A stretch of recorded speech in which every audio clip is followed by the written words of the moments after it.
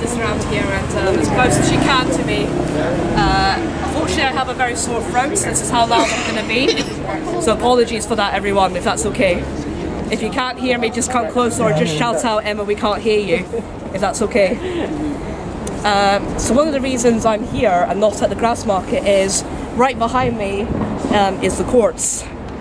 And basically, if you were unlucky to go to courts in the 1700s, chances are you're going to get hung. Because every crime, for some reason, we think the Tory government is bad this time, but back then, if you so much as stole an apple, you were going to get hung. They were that serious. Really? Yes. So this picture here, the sunlight is very, very bad, but in the grass market is a pub that is named Half Hand Maggie. So there's a pub down at Grass Market called Half Hand Maggie, and it's her story that we're going to talk about. The Grass Market back in those days would look like this. So many people getting drunk on a Saturday or Sunday just to watch people getting hanged. Being hanged, going to watch a hanging was way better than the cinema. Well, I mean, there was no cinema back then, was there? You just go in and watch somebody get died. It was so amazing, so much fun. Fucking hell. Hanging car, it hasn't changed much down there. No. So the story we're going to talk about is one particularly so-called executed woman called Half Hand Maggie, and the name should give it away for what happened to her. So Margaret Dixon, in 1792, was a very young woman whose husband abandoned her, and she was pregnant with this man's child. And unfortunately at the time, even if your husband abandoned you, if you were a woman without your husband and you were pregnant, it was considered a very scandalous thing. And so Maggie worked in a hotel, and so she tried to conceal her pregnancy because, woe behold, if her boss found out, she's going to get fired, and how is she going to look after her baby? So the story goes that the lawmen discovered the corpse of a baby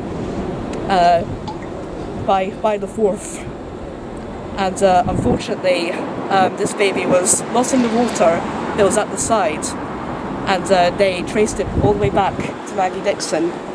Maggie claimed that the baby had died when she gave birth, and she attempted to put it in the water, but then she was so heartbroken and so traumatized by the event that she just left it at the side. The doctors claimed, however, that she drowned the baby, and the reason why they thought that was because they claimed that water was in the lungs. We know through doctors today that lungs can be filled with water even if you place somebody in the water, especially if they're not breathing anyway. So the lawmen decided, well, we can't, clock her for so-called murdering the baby, there's no evidence. But what we can get her for is for concealing a pregnancy. And unfortunately, as I said, stealing an apple, you're going to get hung. Concealing a pregnancy, you're going to get hung. So Maggie was taken to the grass market in front of a cheering crowd, and she was hanged. The doctors, the very same doctors that said that she drowned her baby, signed her death certificate. Her body was put inside a coffin, and she was taken to leave to be buried. But on the way, Maggie sat up. And apparently scared the life of her car driver. So as it turns out, those doctors were not very good at their craft, was there? So the fact that one, she was alive, and two, immediately they were like, well, yeah, maybe she'd actually kill her baby. And three, maybe God, because God has to be everywhere. God must have said, okay, she's alive. And hey, by law, her death is signed in, she can go on her way. She's still alive now? No, 1792. I know you didn't do maths, but okay. Maggie's husband returned, and for some reason she decided to take him back after everything he put her through. Maggie lived for 27 more years and had 7 more kids. Whoa. And she ended up owning the same hotel that, that she concealed her baby in.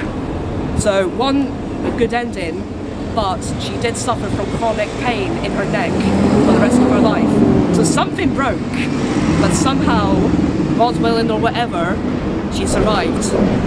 And I feel like it's a story that, one, is pretty amazing, but two, it just highlights how horrible history was to women.